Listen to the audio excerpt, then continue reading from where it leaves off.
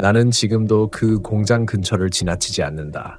차로 그 길만 스쳐도 유리 깨지는 소리 같은 게 귀끝에서 들리기 때문이다. 누가 보면 단순한 착각이라 하겠지만 그 소리는 내 이름을 부르던 사람의 목소리와 닮아 있었다. 나는 32이었다. 영덕 바닷가 근처에 있는 작은 유리 공장에 일용직으로 들어갔다. 그때는 IMF 이후로 일거리가 거의 없던 시절이라 어디든 일만 할 수 있으면 감사했다. 그 공장은 낡았지만 바닷바람 덕분에 유리 냄새와 먼지가 바다소리처럼 퍼져 있었다. 처음엔 이상할 정도로 조용했다. 기계에 돌아가는 소리 외엔 사람 소리가 잘 안 들렸다. 처음 며칠은 평범했다. 하지만 그 주위 수요일 밤 야간 근무를 하던 중 이상한 일이 시작됐다. 나는 유리 절단기 옆에서 폐유리를 분류하고 있었는데 갑자기 스위치가 꺼졌다. 동료 하나가 장난친 줄 알고 뒤돌아봤지만 아무도 없었다. 그때 내 발 옆에서 딱 하고 유리 부서지는 소리가 났다. 발 밑엔 아무것도 없었다. 하지만 확실히 그 소리는 내 귀 바로 옆에서 들렸다. 그날 퇴근 후 숙소로 돌아와서 샤워를 하려는데 등 뒤에 미세하게 닿는 시선 같은 게 느껴졌다. 거울에 비친 내 모습 뒤로 희미하게 무언가가 지나간 듯 보였다. 뿌연 김 사이로 유리 파편처럼 반짝였다가가 사라졌다. 그 순간 이상하게 바닷소금 냄새가 코끝을 찔렀다. 그 공장은 바다에서 3km나 떨어져 있었는데 말이다. 그날 밤은 거의 잠을 못 잤다. 머릿속에서 계속 딱 하는 유리 깨지는 소리가 반복됐다. 처음엔 신경 쓰지 않으려 했지만 어느 순간 그 소리 사이사이에 사람 목소리가 섞여 들렸다. 분명 여자였다. 여기 추워. 나 아직 있어. 속삭이듯 그러나 너무 선명하게 들렸다. 다음날 아침 나는 공장장에게 조심스럽게 물었다. 혹시 이 공장 전에 사고 같은 거 있었나요? 그는 묘하게 웃더니 대답을 피했다. 괜한 소리 하지 말고 일이나 하라. 그 말투가 숨기고 있다는 걸 분명히 느꼈다. 그날 저녁 나는 쉬는 시간에 공장 뒤편을 돌아봤다. 유리 폐기장이 있었고 그 뒤로는 바위 절벽이 있었다. 절벽 아래엔 바다가 보였다. 그곳엔 녹슨 철제 난간이 있었고 그 근처에 바람에 날리는 천조각이 걸려 있었다. 그건 작업복처럼 보였다. 그리고 그 아래 깨진 유리 조각들이 흩어져 있었다. 햇빛에 반사되어 마치 수백 개의 눈처럼 나를 보고 있었다. 그날 밤 공장에선 다시 기이한 일이 일어났다. 기계 하나가 갑자기 멈췄고 한쪽 유리판이 떨어져 산산조각 났다. 그 순간 모든 조명이 동시에 꺼졌다. 어둠 속에서 나는 분명히 봤다.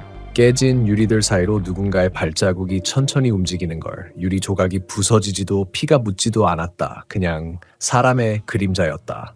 그 발자국은 내 앞에서 멈췄다. 그리고 아무 말 없이 차가운 한기가 내 얼굴을 스쳤다.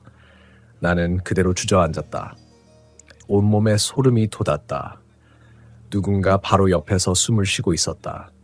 귀 바로 옆에서 후 하는 바람 소리와 함께 아주 희미한 냄새가 났다. 유리 절단할 때 나는 특유의 타는 냄새였다. 다음 날 공장장에게 또 물었다. 정말 아무 일도 없었던 거 맞죠? 그는 잠시 침묵하더니 낮게 말했다. 2년 전에 여기서 사고가 있었어. 유리판이 쓰러지면서 여자 직원 하나가 그 자리에서 죽었지. 그는 더 이상 말을 잇지 않았다. 그 후로 공장을 옮기려 했지만 이상하게 장비가 자꾸 고장나서 그대로 남았다고 했다. 그때 나는 소름이 돋았다. 왜냐면 그 여직원의 이름을 들었을 때 내 심장이 멎는 듯 했기 때문이다. 그 이름은 윤정이었다. 내가 예전에 알고 있던 같은 고향 친구의 이름이었다. 나는 그 이름을 다시 듣는 순간 지난 기억이 떠올랐다. 대학교 때 영덕으로 놀러왔던 그날 밤 바닷가에서 내가 마지막으로 본 사람 바로 윤정이었다. 그녀는 그때 실종됐다. 경찰은 끝내 찾지 못했다. 그녀가 죽은 곳이 바로 내가 일하던 이 공장이었다. 그 사실을 깨닫는 순간 내 손끝이 떨렸다. 그리고 그날 이후로 내 주변엔 이상한 일이 계속 따라다녔다.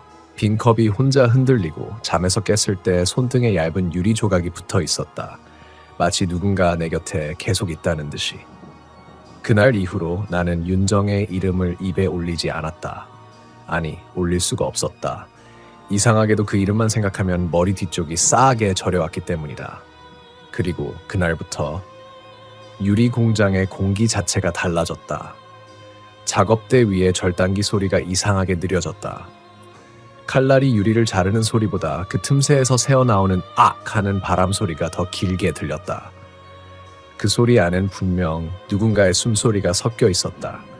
나는 몇 번이고 귀를 막아봤지만 멀리서 나를 부르는 소리가 들렸다. 너 아직도 기억 안 나? 그 목소리는 아주 낮고 슬펐다. 확실히 윤정의 목소리였다. 야간 근무를 끝내고 돌아오는 길에 나는 공장 뒤편에 있는 폐유리 더미 앞에서 멈췄다. 그곳엔 이상하게도 빛이 반사되어 있었다. 가로등이 닿지 않는 각도였는데 유리 조각 하나가 희미하게 반짝이고 있었다. 가까이 다가가자 그 표면에 무언가 새겨져 있었다. 윤정의 이름 중 한 글자였다.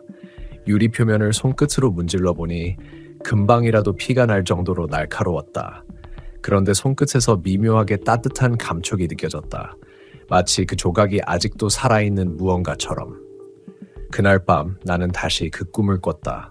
바닷가에 서 있던 윤정이 나를 보고 웃고 있었다. 그녀의 발밑엔 깨진 유리 조각들이 파도처럼 밀려오고 있었다.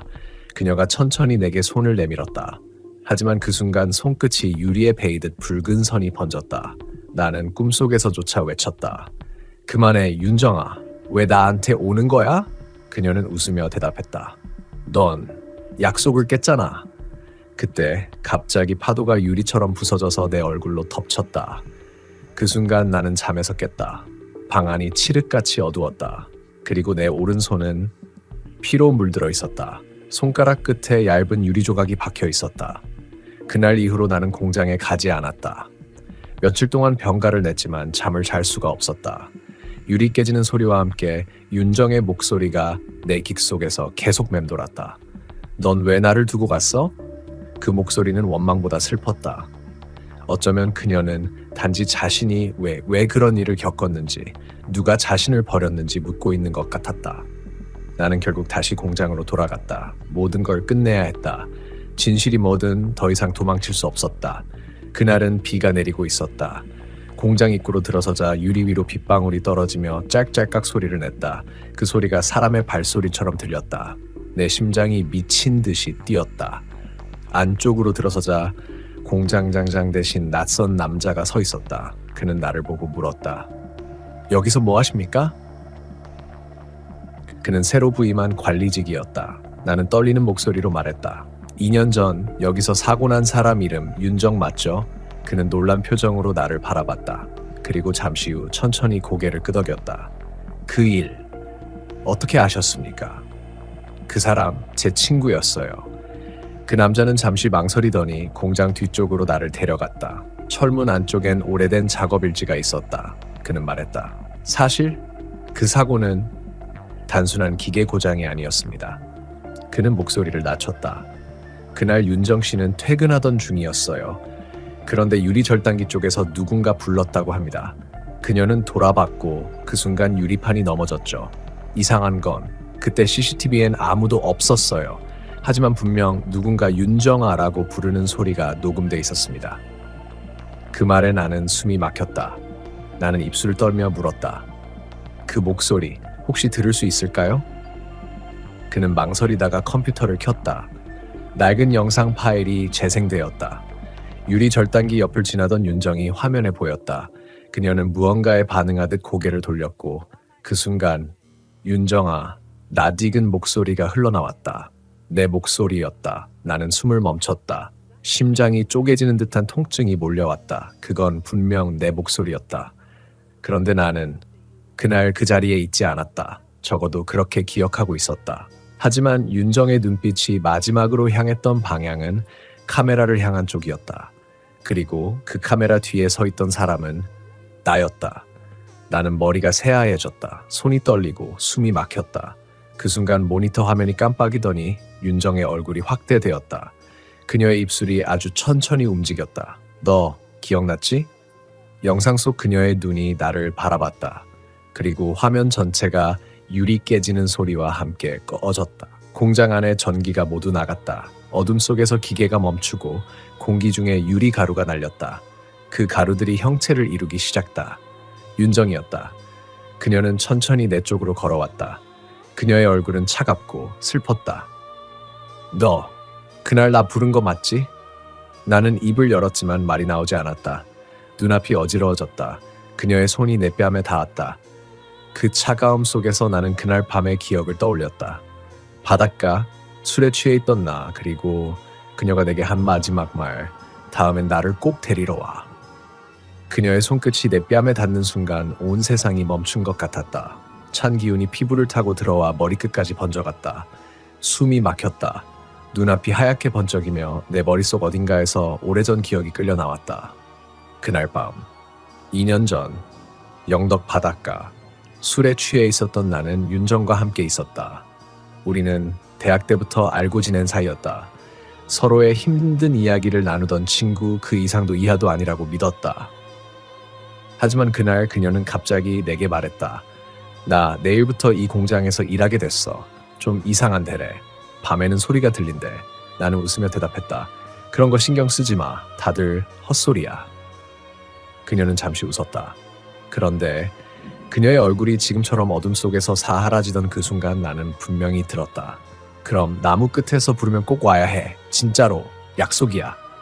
나는 그 약속을 지키지 않았다. 기억이 끊겼다. 다시 눈을 떴을 때 나는 공장 바닥에 쓰러져 있었다. 입안엔 유리가루가 씹히는 느낌이 났다. 빛 한 줄기도 없는 어둠 속에서 기계음이 다시 울리기 시작했다. 멈췄던 절단기가 혼자 돌아가고 있었다. 윙! 딱! 그 소리가 마치 심장 뛰는 소리처럼 들렸다. 그리고 그 기계 옆에 서 있는 그림자가 보였다. 윤정이었다. 그녀는 가만히 절단기 위에 손을 올렸다. 그 손은 피로 번져 있었고 손목 아래로는 보이지 않았다. 그녀는 내게 눈을 맞추며 속삭였다. 그날 너 불렀는데 왜 안 왔어? 나는 그제야 모든 게 연결되기 시작했다. 윤정이 사고를 당한 그날 그녀는 퇴근길에 나에게 전화를 걸었다. 지금 기계가 이상해. 유리가 혼자 움직여. 나 좀. 그때 나는 전화를 받지 않았다. 그 시간 나는 술집에 있었다. 그리고 전화기 화면에 윤정이라는 이름이 3번이나 떴다. 그것이 그녀의 마지막 전화였다. 그녀는 나를 기다리다 죽었다. 눈물이 뺨을 타고 흘러내렸다. 하지만 눈을 감을 수가 없었다. 윤정은 여전히 내 앞에 서 있었다. 그녀의 얼굴은 무표정했지만 그 눈빛은 분명 말했다. 내가 나를 여기 묶어둔 거야. 그녀의 발밑에서 유리 조각들이 일어나더니 공중으로 흩날렸다. 그 조각들 하나하나가 빛을 반사하며 윤정의 얼굴을 만들었다. 수백 개의 윤정이 내 주위를 둘러싸고 있었다. 나 추웠어. 너 왜 안 왔어? 그날 나 보고 있었지? 나는 두 손으로 귀를 막았다. 미안해, 미안하다고. 소리쳤지만 그 목소리는 내 귓속을 뚫고 들어왔다. 미안해, 그 말 너무 늦었어.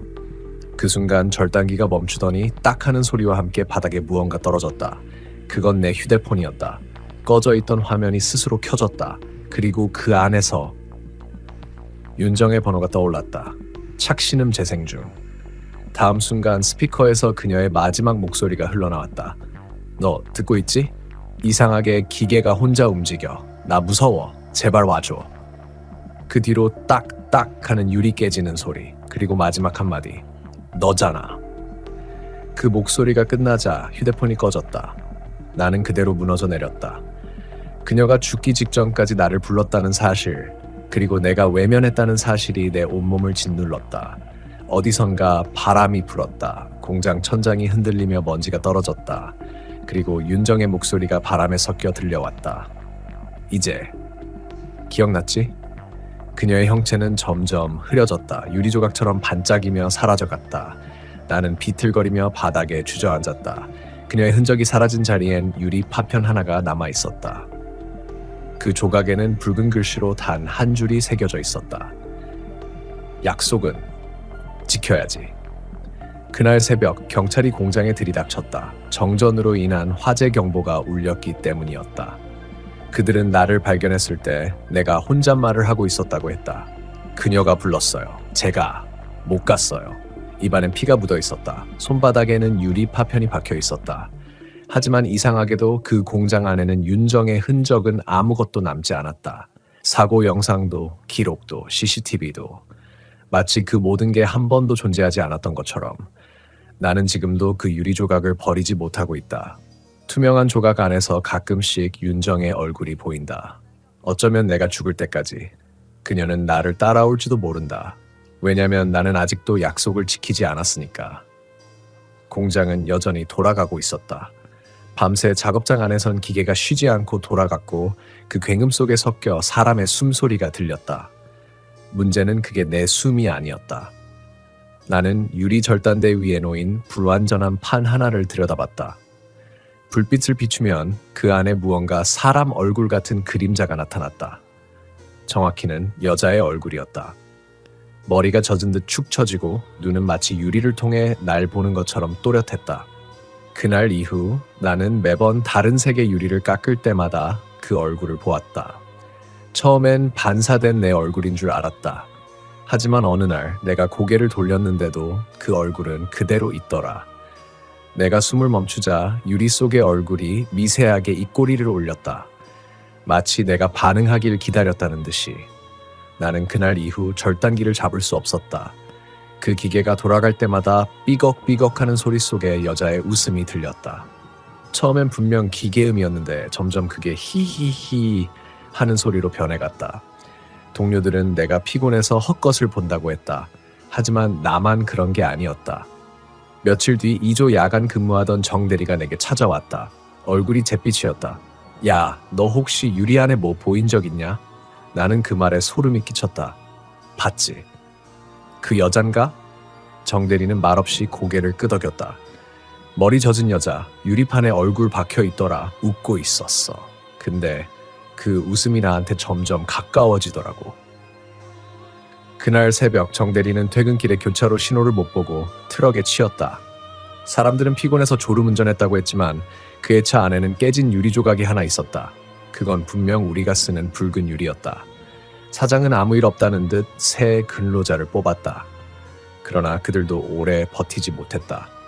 한 달쯤 지나면 다들 이상하게 눈빛이 흐려지고 손목에는 유리 조각에 긁힌 자국이 생겼다.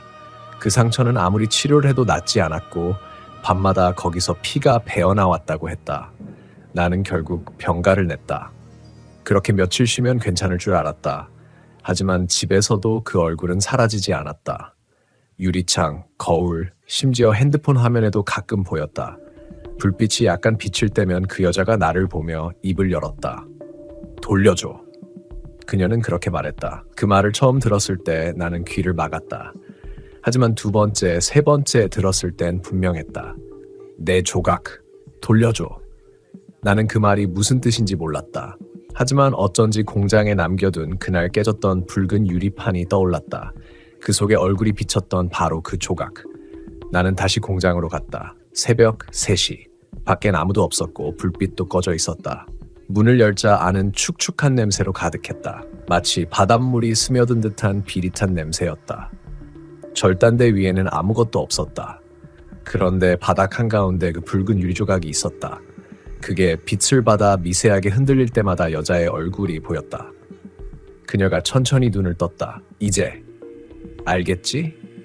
그 순간 모든 기계가 동시에 돌아가기 시작했다. 누가 스위치를 킨 것도 아닌데 톱날이 돌아가고 공기압이 울리고 벨트가 흔들렸다. 나는 숨을 몰아쉬며 뒤로 물러났다. 그때 붉은 유리에서 여자가 천천히 몸을 일으키듯 솟아올랐다. 그녀는 눈이 없었다. 대신 깨진 유리 조각들이 눈자리에 박혀 있었다.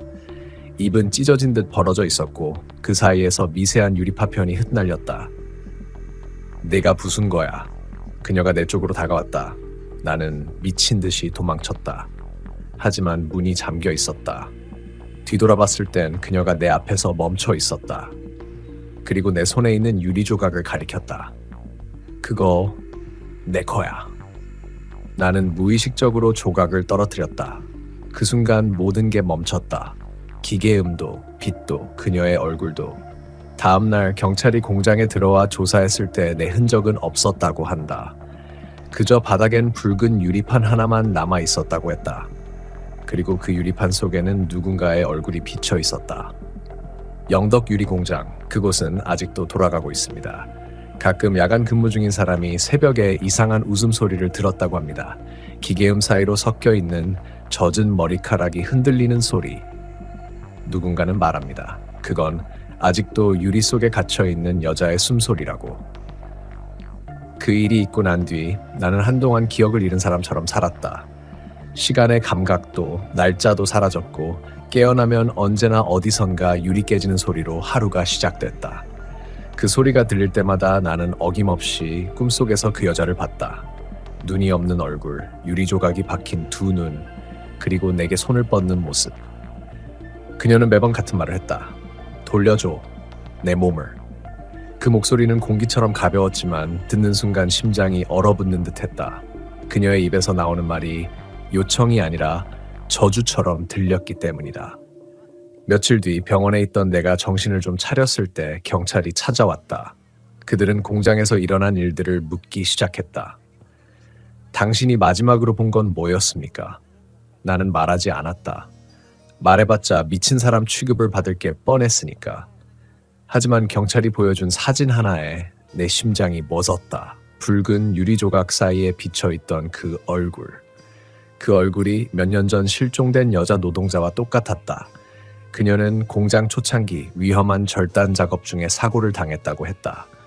톱날이 폭주하면서 유리판과 함께 그녀의 몸 일부가 잘려나갔고 그 유리들은 버려지지 않고 다시 녹여서 새 제품으로 만들어졌다고 했다. 사장은 그 일을 숨겼다. 공장 이미지를 위해 그녀의 실종은 단순 퇴사로 처리됐다. 그렇게 그녀의 몸 일부가 섞인 유리로 수많은 창문, 테이블, 장식품이 만들어졌고 그중 일부는 다시 공장 안으로 돌아왔다. 그 사실을 듣는 순간 머릿속이 하얘졌다. 그녀가 말하던 돌려줘는 단순한 유령의 원망이 아니었다. 그건 자신의 몸을 되찾고자 하는 절박한 외침이었다. 공장은 그 뒤로도 계속 운영됐다. 하지만 희한하게도 매년 같은 시기에 한 명씩 사고가 났다. 기계의 손가락이 잘리거나 유리 파편에 찔리거나 심지어 공장 안에서 스스로 목숨을 끊은 사람도 있었다. 그때마다 사고 현장에는 붉은 유리 조각 하나가 남아 있었다. 그들은 그걸 단순한 불운이라 했습니다. 하지만 나는 압니다. 그 유리 속엔 아직도 그 여자가 있다는 걸. 나는 그날 이후로 공장 근처를 가지 않았다. 그런데 이상하게도 나를 피하지 못하는 것 같다. 새로 이사한 집 욕실 거울에 김이 서릴 때마다 그녀의 얼굴이 보였다. 유리 안쪽에서 천천히 나를 쳐다보는 눈 없는 얼굴. 어느 날 밤 나는 도저히 견딜 수 없어 욕실 거울을 깨버렸다. 깨진 파편이 바닥에 흩어질 때 그 안에서 미세한 웃음소리가 들렸다. 이젠 네가 내 조각이야. 그 말과 함께 나는 무너져 내렸다. 눈을 떴을 땐 어디인지 모를 낯선 공장 안이었다. 그리고 눈앞엔 절단대 위에 붉은 유리 한 장. 그 안엔 내 얼굴이 비쳐 있었다. 영덕 유리 공장은 지금도 운영 중입니다. 하지만 새로 들어간 사람 중엔 꼭 한 명씩 일정한 시기에 사라진다고 합니다. 그리고 새 유리판이 만들어질 때마다 그 속엔 누군가의 얼굴이 들어가 있답니다. 그 유리를 보면 함부로 만지지 마세요. 그건 단순한 반사가 아닙니다. 그 안엔 당신이 될지도 모르는 사람이 있으니까요. 나는 울릉도에 간다는 말을 듣고도 한동안 아무 말도 하지 못했다. 회사 동료들이 모두들 한 번쯤 가볼 만하지 않냐고 부추겼지만 내 마음 한켠에서는 이유 모를 불편함이 피어오르고 있었다. 지도에서 보면 작고 평화로운 섬처럼 보였지만 그 안쪽에는 오래된 이야기와 묻힌 비밀이 있다는 걸 어릴 적부터 어렴풋이 알고 있었다. 나는 34살, 프리랜서 작가다. 이번 여행은 단순한 휴식이 아니라 한국의 사라진 마을을 취재하기 위한 개인 프로젝트의 일부였다. 자료를 찾다가 우연히 울릉도 남쪽의 지도에는 표기되지 않은 마을이 있다는 글을 봤다. 행정상 존재하지 않지만 오래전까지 사람 몇이 살았고 그 근처에는 이름 없는 무덤이 있다는 소문이 덧붙어 있었다. 그 말이 내 호기심을 자극했다. 나는 카메라 한 대, 소형 녹음기, 그리고 작은 수첩을 챙겼다. 울릉도는 생각보다 멀었다. 동해항에서 배를 타고 2시간 반쯤 가자 짙은 안개 속에서 섬의 윤곽이 서서히 드러났다. 바다 냄새는 짠내와 썩은 조개 비린내가 섞여 있었고 내 옷은 이미 습기에 젖어 있었다. 도착 후 나는 마을 버스를 타고 내륙 쪽으로 향했다. 운전기사는 60대 중반쯤 되는 사람이었는데 내가 목적지를 말하자 잠시 고개를 돌려 나를 흘끗 보았다. 거기요? 무슨 일로 가요? 취재예요. 옛날에 살던 마을이 있었다고 해서요. 그는 한참을 말이 없었다. 버스 엔진 소리만 들렸다. 그러다 나직하게 중얼거렸다. 그 동네는 없어요. 사람도 없고 길도 없고 그냥 들어가지 마요. 나는 억지로 웃으며 괜찮아요. 잠깐만 둘러볼게요 라고 말했지만 그의 눈빛이 이상하게 오래 머물렀다. 어딘가 두려움과 불신이 섞인 표정이었다. 버스는 도로 끝자락에서 멈췄다. 그곳엔 정류장 표지판도 없고 오직 녹슨 철제 표지 하나가 있었다. 남비리골 방면. 낯선 이름이었다. 운전기사는 시동을 끈 채 한마디 덧붙였다. 해지기 전에 나오세요. 그 동네는 밤에 길이 사라져요. 나는 대수롭지 않게 웃었지만 이상하게 그 말이 귓가에 오래 맴돌았다. 산길을 따라 걷기 시작했다. 길은 처음엔 넓고 평탄했지만 점점 풀과 덩굴이 발목을 덮기 시작했다. 발밑에는 오래된 콘크리트 조각이 남아있었고 군데군데 허물어진 담벼락의 흔적이 보였다. 한때는 분명 사람이 살았던 자리였다. 그런데 새소리조차 들리지 않았다. 울릉도의 공기는 습하고 무거웠다.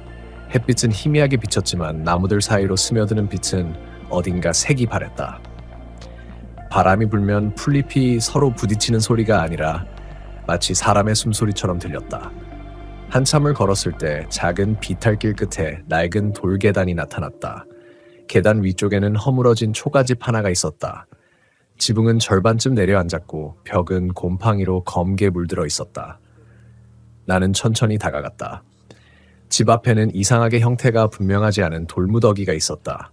무심코 다가가자 문득 그 돌무더기 위에 꽂힌 나무 막대 하나가 눈에 띄었다. 그 끝에는 희미하게 우밍이라 새겨진 나무패가 걸려 있었다. 순간 공기가 바뀌었다. 아까까지 느꼈던 습기와는 다른 살갗을 타고 드는 차가운 냉기였다. 나는 뒤를 돌아봤다. 아무도 없었다. 하지만 그때 등 뒤에서 작게 돌이 굴러 떨어지는 소리가 들렸다. 산 위에서 내려온 작은 돌 하나가 내 발 앞에서 멈췄다. 누가 있나요? 나는 조심스럽게 물었다. 대답은 없었다. 하지만 이상하게 돌무더기 뒤쪽 풀숲이 아주 살짝 흔들렸다. 그 흔들림이 바람 때문이 아니었다. 풀잎은 한쪽 방향으로만 마치 누군가가 안쪽에서 살짝 밀어낸 것처럼 움직였다. 나는 천천히 걸음을 옮겼다. 풀숲 안쪽을 살짝 들추자 검게 젖은 흙이 보였다. 그 한가운데엔 사람의 손목뼈처럼 보이는 하얀 무언가가 삐죽 튀어나와 있었다. 숨이 멎는 줄 알았다. 나는 뒤로 비틀거리며 물러났다. 그 순간 집 안쪽에서 문이 덜컥거리는 소리가 들렸다. 바람이 불었을 수도 있지만 소리는 너무 규칙적이었다. 3번. 간격을 두고 마치 누군가가 안에서 손으로 미는 것처럼. 덜컥, 덜컥, 덜컥. 나는 정신없이 카메라를 꺼내 들었다. 줌을 당겨 초점을 맞추려는데 화면 속 문틈 사이로 누런 천조각이 살짝 보였다. 그건 마치 오래된 장례복의 일부 같다. 그리고 그 순간 녹음기 안에서 갑자기 지직 하는 잡음이 터져나왔다. 거기 왜 왔어요? 목소리는 분명 여자의 것이었다. 하지만 울림이 너무 깊고 너무 가까웠다. 나는 녹음기를 떨어뜨렸다. 그 목소리는 스피커가 아니라 내 귀 바로 옆에서 속삭이는 듯한 소리였다. 숨을 고르며 녹음기를 주었다. 손끝이 떨려 제대로 잡히지 않았다. 아무 일도 없던 것처럼 보였지만 공기가 이상하게 바뀌어 있었다. 새소리도 바람 소리도 끊겼다. 귀를 기울이면 들리는 건 내 심장이 쿵쿵 뛰는 소리뿐이었다. 나는 억지로 스스로를 진정시켰다. 착각이야. 울림이었겠지. 혼잣말을 했다. 그렇게라도 하지 않으면 발이 굳어버릴 것 같았다. 다시 집 쪽을 바라봤다. 문은 닫혀 있었다. 아까의 덜컥거림은 거짓말처럼 사라져 있었다. 햇살이 살짝 기울기 시작했고 나무 그림자가 천천히 돌무더기를 덮고 있었다. 그 돌무더기 위에 무밍이라는 글자가 햇빛을 받아 번들거렸다. 그 순간 묘하게 그 나무패가 조금 기울어진 듯 보였다. 바람 때문이라 하기엔 그 움직임이 너무 의도적이었다. 나는 사진을 찍으려다 멈췄다. 그 순간 이상하게 비린내가 코끝을 스쳤다. 바닷가 냄새와는 달랐다. 그건 썩은 물과 오래된 흙, 그리고 녹슨 쇠의 냄새였다. 이 근처에 뭐가 썩고 있나? 나는 주변을 둘러봤다. 집 뒤편에는 작은 우물처럼 생긴 구덩이가 있었다. 그 안은 어두워서 바닥이 보이지 않았다. 가까이 다가가자 냄새가 더욱 짙어졌다. 숨을 참고 손전등을 비추었다. 그 안엔 물이 고여 있었다. 그런데 물이라기엔 이상했다. 검붉고 점성이 있는 액체가 천천히 출렁거렸다. 그 위에는 머리카락 몇 돌이 떠 있었다. 순간 온몸에 소름이 돋았다. 바로 그때였다. 뒤에서 찰칵하는 소리가 났다. 나는 반사적으로 돌아봤다. 누군가가 카메라 셔터를 누른 듯한 아주 짧고 선명한 소리였다. 누구야? 목소리가 떨렸다. 풀숲 사이로 아무도 없었다. 하지만 분명히 방금 내 등 뒤에서 사진을 찍은 소리였다. 나는 핸드폰을 꺼내 확인했다. 화면이 순간적으로 깜박였다. 그리고 갤러리에 없던 사진 하나가 떠 있었다. 사진 속에는 내 등이 있었다. 바로 지금의 내 모습, 내가 우물가를 내려다보는 장면이었다. 빛의 각도까지 정확히 지금과 같았다. 나는 그대로 얼어붙었다. 이게 어떻게 가능하지? 나는 사진을 찍은 적이 없었다. 하지만 사진은 존재했다. 게다가 사진 하단엔 이상한 날짜가 찍혀 있었다. N979, 913. 나는 본능적으로 손끝이 차가워지는 걸 느꼈다. 폰을 떨어뜨릴 뻔했다. 그 날짜가 머릿속에서 자꾸 맴돌았다. 1979년, 무언가 익숙했다. 그때 어디선가 아이 울음소리가 들렸다. 희미하고 멀었지만 분명했다. 나는 고개를 들어 소리를 따라갔다. 울음은 집 옆에 좁은 오솔 끝에서 들려왔다. 거기 누구 있어요? 대답은 없었다. 하지만 울음소리는 끊기지 않았다. 가까이 갈수록 울음은 더 명확해졌다. 그런데 이상하게도 그 울음은 공기에서가 아니라 땅 아래에서 들려오는 듯했다. 나는 무릎을 꿇고 귀를 땅에 댔다. 그 소리는 분명히 땅속에서 울리고 있었다. 마치 깊은 구덩이 속에 아이가 갇혀있는 듯한 목소리였다. 나 무서워. 심장이 미친 듯이 뛰었다. 이건 환청이야. 분명 환청이야. 나는 스스로를 설득했지만 울음소리는 더 선명해졌다. 그리고 그 소리 뒤로 또 다른 목소리가 들렸다. 낮고 거칠고 속삭이듯한 남자의 목소리. 조용히 해. 아직 나가지 않았잖아. 나는 반사적으로 뒤로 물러났다. 등 뒤의 나무에 부딪히며 손전등을 떨어뜨렸다. 빛이 흔들리고 그림자가 길게 일렁였다. 그 그림자 안에서 무언가가 살짝 움직였다. 사람의 형태였다. 하지만 어깨가 기괴하게 꺾여 있었고 얼굴은 보이지 않았다. 나는 몸을 돌려 달아나려 했지만 다리가 말을 듣지 않았다. 심장이 쿵쿵거리고 귀가 먹먹해졌다. 숨을 들이쉬자 공기가 무겁게 눌러왔다. 그때 손목에 차가운 손이 닿았다. 순간적으로 비명을 지를 뻔했지만 그 손이 너무 빠르게 사라졌다. 확실히 느꼈다. 누군가 내 손목을 잡았다가 놓았다. 나는 비틀거리며 언덕 아래로 뛰어내렸다. 발밑에 흙이 무너지고 나뭇가지를 붙잡으며 가까스로 멈췄다. 숨이 턱 막혔다. 올라올 생각은 없었다. 잠시 후 다시 위쪽을 올려다봤다. 그런데 방금 전까지 내가 있던 자리 그 우물 옆에는 사람 하나가 서 있었다. 키가 작고 머리가 어깨까지 내려온 여자였다. 하얀 옷, 그리고 손에는 사진기를 들고 있었다. 플래시가 번쩍였다. 그 순간 내 시야가 하얗게 물들었다. 눈앞이 번쩍거렸다. 순간적으로 눈을 감았다가 떴을 때 이미 그 여자는 사라져 있었다. 산비탈엔 다시 고요만 남았다. 바람조차 멎은 듯 공기가 얼어붙어 있었다. 나는 한동안 움직이지 못했다. 손에 쥔 카메라가 아직 따뜻했다. 아까 사진기가 번쩍일 때 분명히 내 눈앞에서 그 여자가 셔터를 눌렀다. 그런데 지금 내 손에 있는 카메라는 내 것이었다. 렌즈에 묻은 먼지까지 그대로였다. 그럼 방금 본 건 뭐였을까? 확인해야 했다. 나는 카메라를 켜서 마지막 촬영 기록을 열었다. 마지막 사진은 내가 아까 찍은 돌무덤이었다. 하지만 그 다음 줄에 새로운 사진이 하나 추가되어 있었다. 그 사진 속엔 내가 있었다. 언덕 아래에서 위를 올려다보는 내 얼굴, 그리고 그 위쪽에 분명히 존재하지 않아야 할 여자의 실루엣이 함께 있었다. 그녀는 뒤돌아서 있었다. 머리카락이 젖은 듯 축 늘어져 있었고 손에는 여전히 그 낡은 사진기를 들고 있었다. 나는 카메라를 덮었다. 숨을 고르려 했지만 목이 막혔다. 목 뒤가 얼얼했다.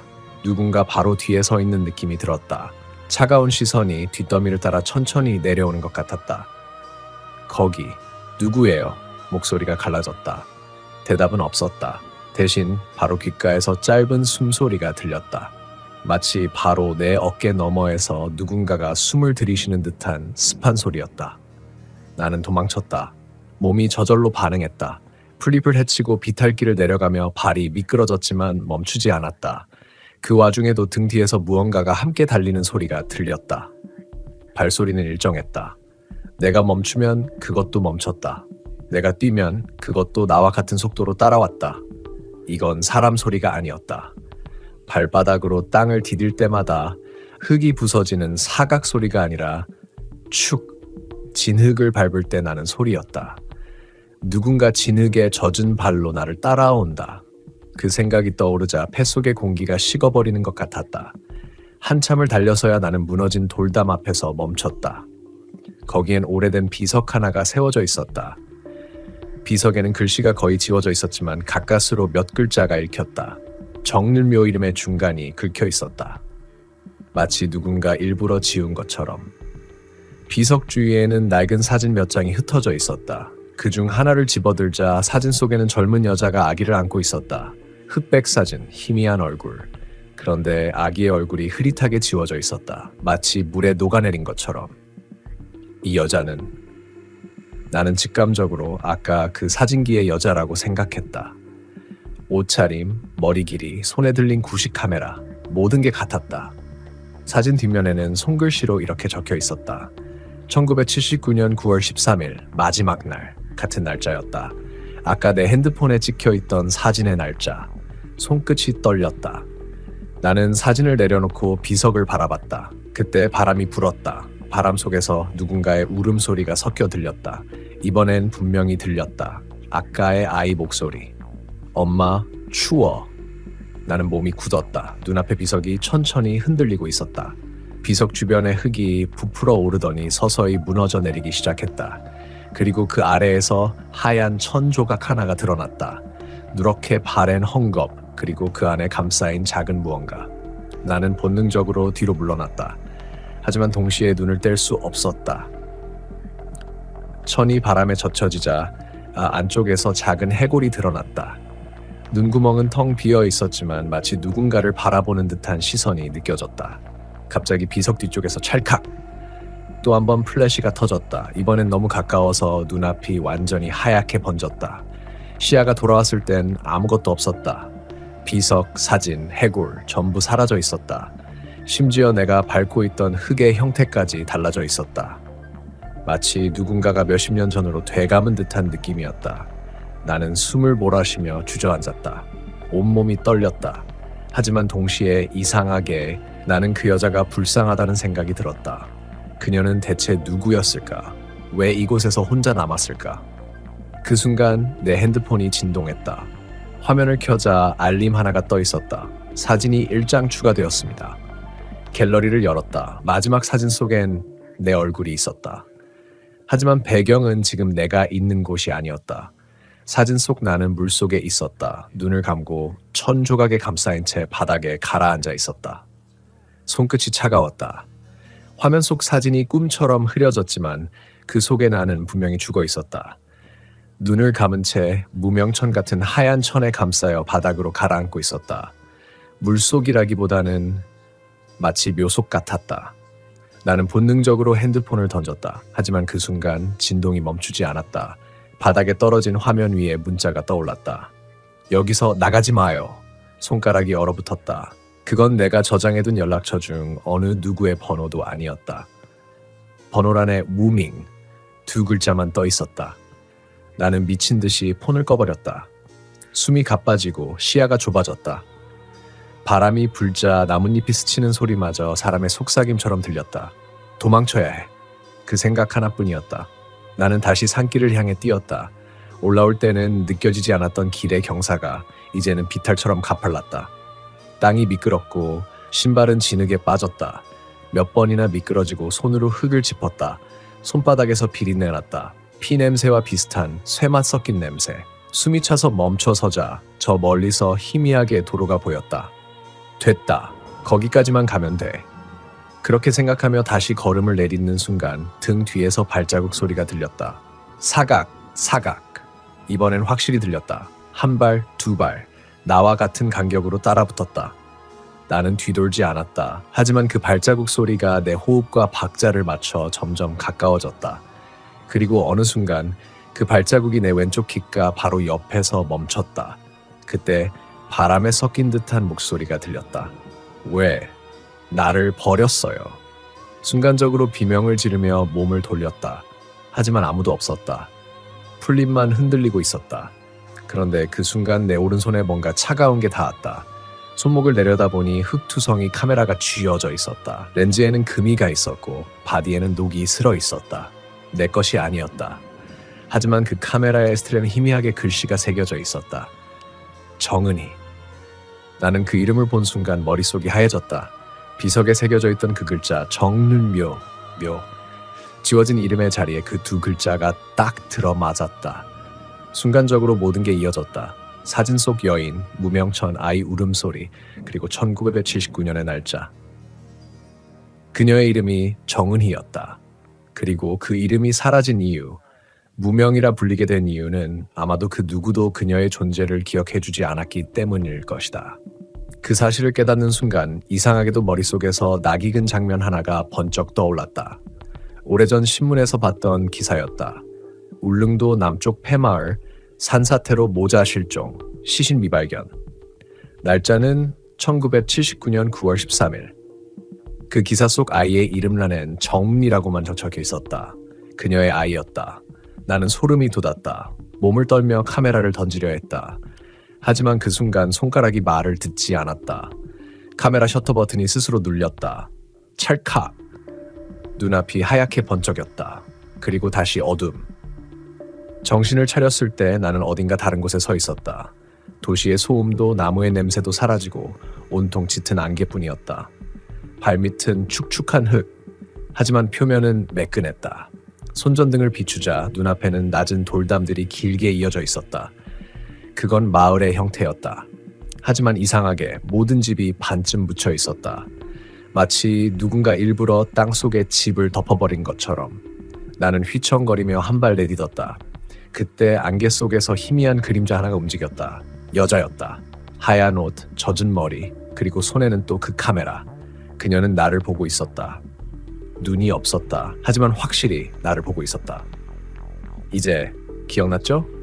그녀의 입이 그렇게 움직였다. 그 순간 내 머릿속 어딘가가 번쩍하며 파편 같은 기억이 터졌다.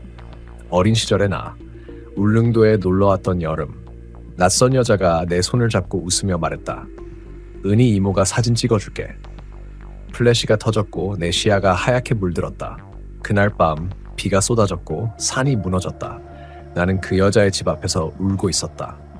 그리고 그 이후 아무 기억도 없었다. 그녀가 다시 말했다. 당신이 나를 묻었어요. 순간 땅이 흔들렸다.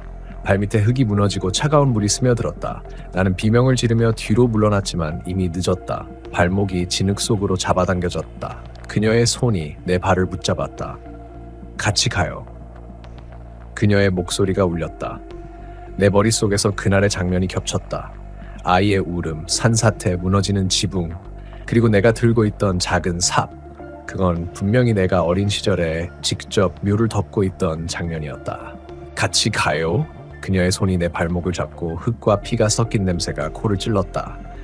몸부림쳤지만 점점 더 깊게 진흙 속으로 끌려 들어갔다. 숨이 막혔다.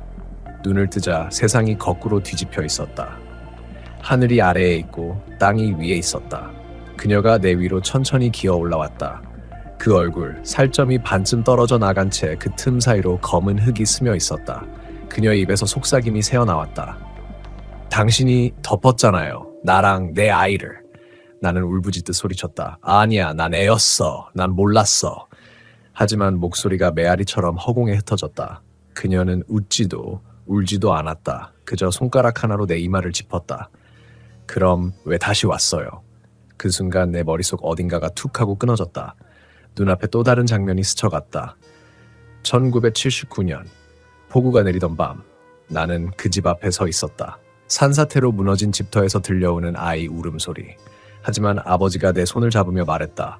그만해. 이건 남의 일이다. 그리고 그는 작은 삽으로 그 무너진 틈을 덮다. 나는 울면서 도왔다. 그날 분명히 들었다. 안쪽에서 여자가 울부짖는 소리. 살려주세요. 제 아이가. 그게 정은이었다. 그리고 그 아이도 함께 그 아래에 묻혔다. 나는 그때부터 꿈을 꿨다. 비 내리는 밤마다 누군가 나를 불렀다. 기억해요. 하지만 나는 외면했다. 그리고 세월이 지나 도시에서 살아가며 모든 걸 잊었다. 그런데 올해 봄 어머니의 유품 속에서 한 장의 사진을 발견했다. 흑백 사진 속에는 어린 나와 웃고 있는 여자가 있었다. 그녀의 이름이 사진 뒷면에 적혀 있었다. 은희 이모, 1979년 여름. 그 사진을 본 순간 이상하게도 그 무덤을 다시 보고 싶다는 생각이 들었다. 그게 시작이었다. 다시 울릉도로 돌아온 이유, 그녀가 내 꿈속에서 계속 부른 이유, 모두 그날의 죄 때문이었다. 나는 진흙 속에서 그녀를 바라보며 속삭였다. 미안해요. 그녀의 얼굴이 천천히 부드러워졌다. 그리고 그 손이 내 얼굴을 감쌌다. 이제 기억했네요. 그럼 됐어요.